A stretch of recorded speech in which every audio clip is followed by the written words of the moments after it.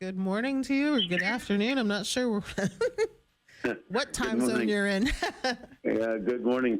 Oh, you sound like you're a little bit under the weather. I am. I got very sick here out in Vegas right now. Oh, no. Yeah, I bought. They promised Derek and Candace when they got married Mm-hmm. about a wedding gift of their choice. So either $1,000 cash at their wedding, or I'd take them to Vegas. So they've never left Manitoba in their life. Oh, wow. So it's a feat for them to see buildings and massive casinos and. Wow. But I've been laying in bed. I almost had. I practically probably had a part of pneumonia. Oh, And geez. I was very sick. I'm getting better now. That I had a fever of close to 105, Wow. 104. Yeah. So another degree, I'd have to go to the hospital, but it didn't go up, which I kept on drinking juice and everything, Mm-hmm. bring myself down. Every time I take a little break, my body I think I loosen up my opportunity for a virus or something to hit me, because as soon as I take a break, then I end up That getting happens. sick. Yeah, Well, your stress let level my goes body down. loose, and then I'm always going, and then I just take a break for a little while, and then bang. Yeah. But it'll get better, I'm sure. I just got a head cold, I think, now, and chest cold. Mm-hmm. So I'm just hoping, because I got to take off to Ottawa from here Monday morning. Okay. I got to be in Ottawa, and then I got to be in Toronto, and then come home. So I'll leave from here and then make my way down there. I have to go to get a prep, they call it, for the court case that MNC filed against MMF and myself and others. Okay. And so I got to get prepped for that cross-examination. The trial thing starts January 6th. It's a 10-week trial, which is absolutely absurd, but it's a 10-week trial, Mm. and it's going to cost a fortune. But we beat them twice already, and they paid our lawyer fees $270,000. So that means they spend that and more. So they spent over $507,000 suing it so far, and now it's going to cost at least $1 million or more on this one. So I don't know why they're continuing to pursue something that's actual made up. It's just a reminder to people that they called it a scorched earth policy. Right. And so when my people directed me to leave the MNC in 2019, and Ontario continued to stay, the Assembly unanimously gave me the direction to remove myself and MMF from there, which we did. And so they sued us on that ground, saying that we're trying to destroy the MNC to make ourselves stronger, Mm-hmm. which is absolutely absurd. MMF has always been the strongest government, and it's kept MNC and everybody else on the positive and on the good side. So, and also bringing all the revenue. We negotiated over $3 billion. And I was the lead on that negotiation, and along with my team, and they didn't even thank us for that. But this is what the thanks you get, I guess, when people want to try to hurt you and get revenge and try to destroy the MMF's name. So we'll see what happens. We'll go to trial. We beat them twice already so far. And we'll beat them the third time. But what I don't understand is where they're getting the money from, because that's costing a lot of money. And so I hope they're not touching the veterans' money or anything of that nature, because this is absolutely absurd. Mm. But we have to defend ourselves and defend MMF and defend the decision in my assembly. So with that being said, I look forward to it, because, the good thing about it is that everything they're suing us for is actually false. Because there's no way we tried to destroy the MNC, even though they're the ones that protected it all the time.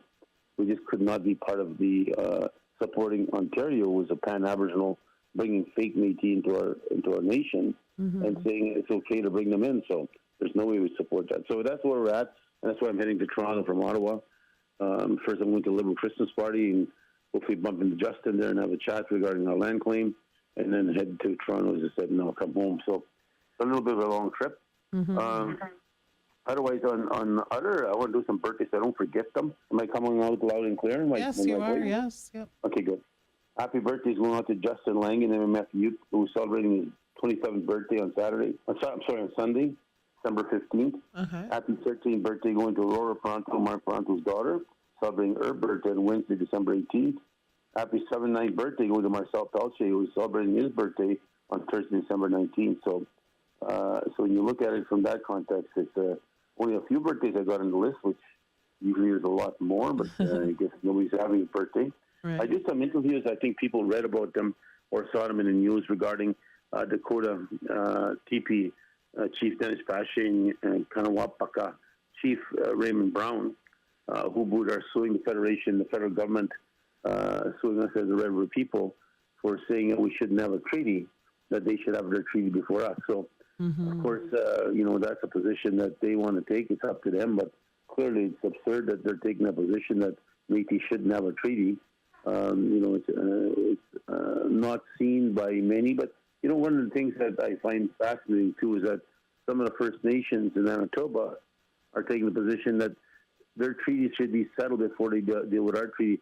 I keep on reminding people on the story that has such relevance of importance of Riel. When Riel was the leader in Manitoba, there was 12,000 people here, 10,000 or more Métis, and we, of course, carried the military force.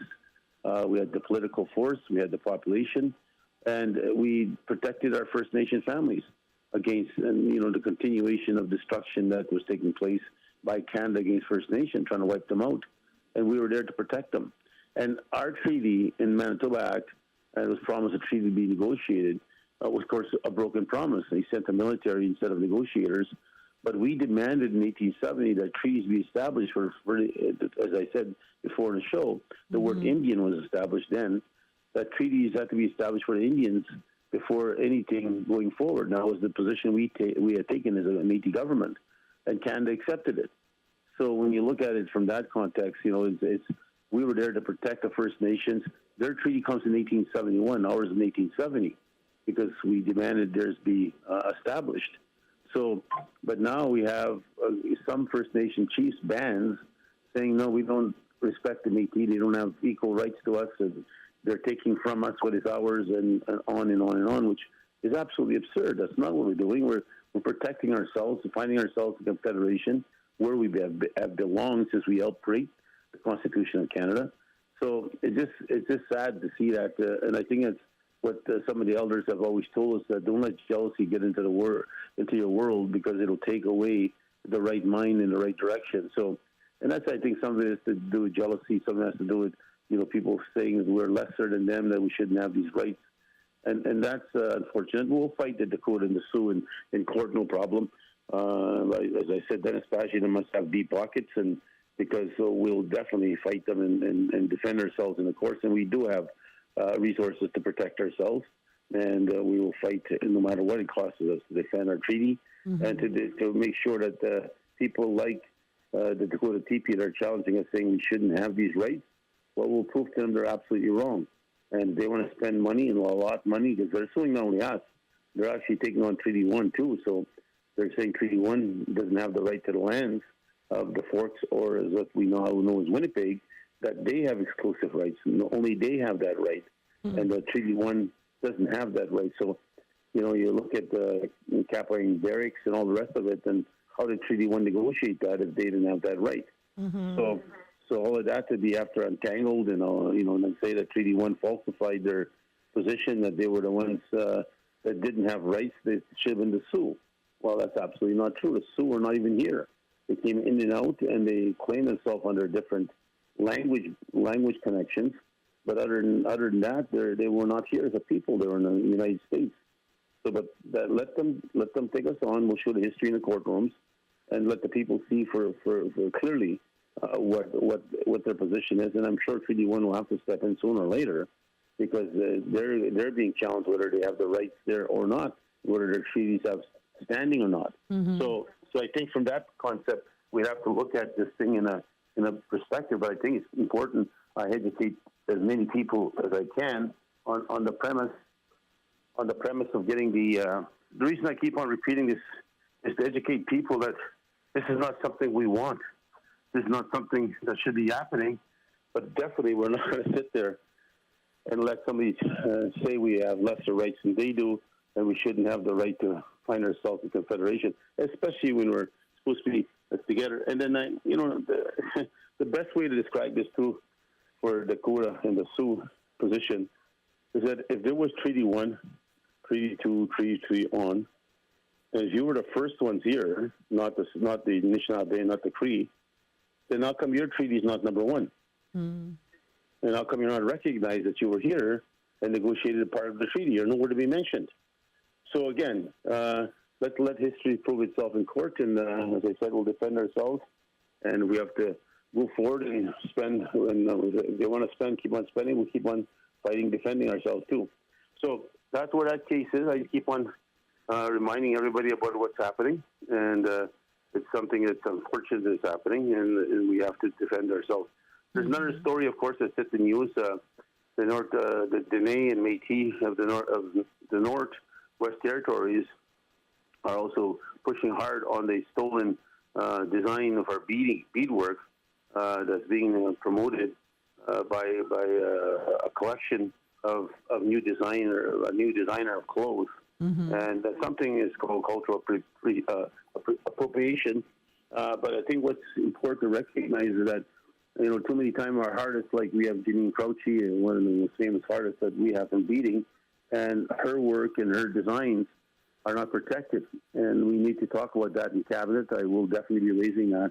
How do we start protecting these historical factors that are built into our culture and our history and made us who we are and branded us in a way to know who we are? As I said before in the show many, many years ago, I think this is 1,600 shows I've done on Métis Hour. Wow. That's how much, if you go back over 25 years, times every 52 weeks in a year, times that 26 years, I think, or 25 years, you're quite up there in a high number. I think I only missed 4 or 5 shows. But I know Ray would be proud of me still being on the show. I'm proud of you. That's a long time to be on a show. I don't miss shows, and even if I'm on vacation, even though I'm sick, I'll still get on the air. But going back to appropriation, I think a lot of our artists have such creativity, and we need to figure out how do we protect them. I look at First Nation cultural designs, and I look at ours. In the days of the 1800s, we knew each other by our beadwork. We know where we come from. We know which part of the nation we belong to, and our beadwork would guide us. So here you see people now in the world taking advantage of even the sash design, taking advantage of our beadwork design, our floral, how you say it? Floral, yeah. Yeah, it doesn't let me say it right. But, the beautiful flower designs we have on there, and just the way it's laid out on any form of our clothing, it's stunning, and people are seeing it, and it's catching on. So we need to find ways to protect our artisans, and that's something I want to raise on our cabinet. How do we start doing that? How do we look at it? I also want to thank Lauren and Mark. They went to the INAN committee, which is a federal government of different political parties that sit there and discuss the barriers of Indigenous economic reconciliation. Of course, what that everybody just in short terms means the procurement policy. And the procurement policy by Canada is where, in closing, Manitoba's looking at it right now. but the procurement policy actually gives an opportunity for Indigenous people to have some equal playing in the opportunities that exist economically, job-wise, resource sharing-wise. So these procurements are very essential, and we've seen that several billion now, for sure, without question, has been stolen by fake identity. And so that is a big issue right now, a big topic in Canada. And we did a presentation to show how important and the impact it does have, and the positive impact it will have. And not to get rid of it, but actually set it up in such a way that we don't allow it to happen, that people that can come in all of a sudden disclose themselves, call themselves Métis, self-identifying Métis, or get falsification from other groups.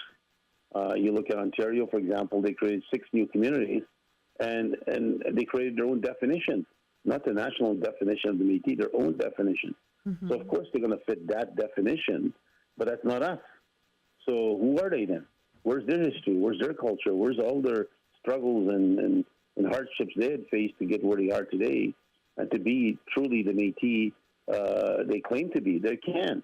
They don't have that history. That's why they're stealing our history, our culture, as they're stealing First Nations.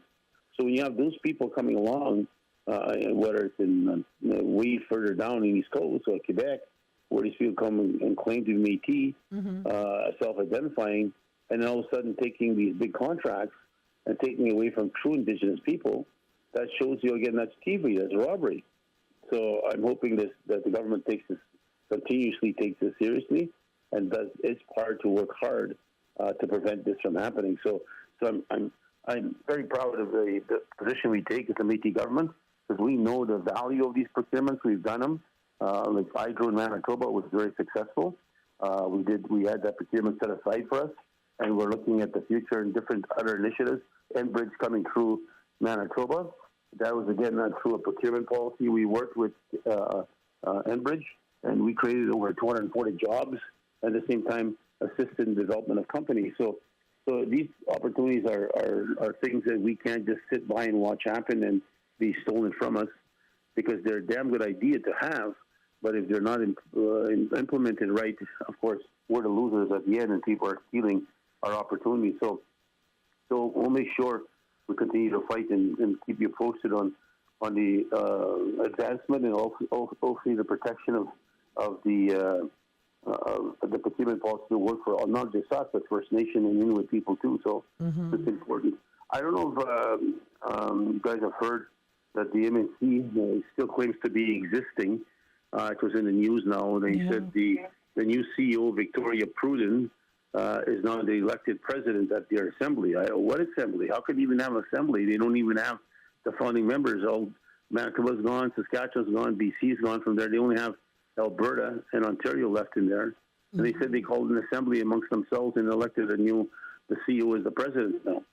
So and they're going to change the Constitution. They can't even have a meeting because they don't have the standing legal grounds. But this is the problem. Like I say, when I show fakeness and people coming on, stealing identity, stealing opportunity from procurement. Now they're doing this on the very essence of the MNC. MNC is no longer an existing legal entity. It does not have a legal standing. So they're trying to use that as a tool now to still make sure that the brand that we built many, many moons ago into the, from 1983 forward, and I use that brand, steal the brand, and then use it to advance their own personal goals. So again, it just shows how desperate these leaders are. I can't believe Alberta fell into that trap. But Alberta itself is in big trouble. Alberta is broken down to many pieces. The Métis settlements make it very clear MNA does not speak on their behalf. The northern Métis of the North make it very clear again. The Métis Nation of Alberta does not speak on their behalf. And now we have the South, some of the locals breaking away. So and a lot of it has to do with this idea of this definition that Ontario has brought in that's not ours, but is being supported by the past president of Alberta, and now the existing new president. So it's caused a great breakup on the issues in Alberta, and also on the economic side, there's a fight on sharing between locals and the provincial MNA. So that's caused a great harm to their existence as a body. But my key point on this one is that how could they have an assembly called an elected new president by two of them? And when the bylaws say that it has to be two of us for sure, which should be MMF, Saskatchewan or Alberta to Saskatchewan, or Alberta and Métis, MMF for Saskatchewan and MMF. It has to be out of three of us. It's got to be two of us at the table. When two of us already left already, there's no more two of us.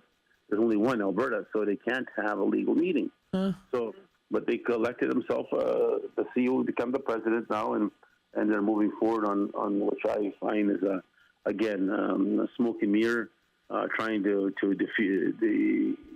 I guess basically, if they just do it, I guess they think, well, people just buy into it, and that's the issue of identity theft that's happening there. Now they're stealing a national body brand to keep their existence alive. So anyway, so that's something I thought I'd speak on. Pardon me? I said that's very interesting. Yep. It just can't legally happen. I'm being very sincere. But let me say this to three businesses. I believe you had today. You had Shane Alberton. Shane couldn't join us this morning, but we've been talking a little bit about his business because he's the proud father of twins, and apparently they're not feeling the greatest, and they've been up all night. But we've been talking about Sober Market on the air, and I'll give him another plug in just a little bit. Okay, alcohol-free wine, beer, etc. Yeah, that's his business. They've got everything: gin, rye, wine. lots Wow. of stuff. So yeah, you can shop online as well. So Okay, and you had Brienne from Roblin from Once Upon a Charles Latou's Closet. we did, yes, Play-Doh. Okay, okay, and then you have Erica Lindell for Mossy Birch. yeah. They Okay, told us she was, all about their they were on the businesses. line. Yeah, On they the were show? on the line. Yeah, they were on the show.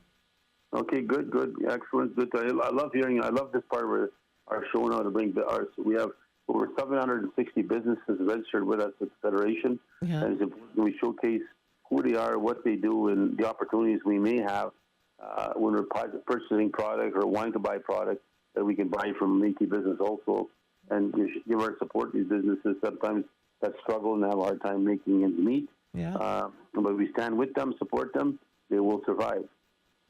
So kudos to you, Eric, and Brianne, and also Shane. Also, goes off with this. We lost one of the great legends of legal minds. Of course, people will remember, and the Métis for sure remember the name of Tom Berger. Tom Berger was our lead lawyer in our land claim, Yeah. and we won it in, of course, 2013.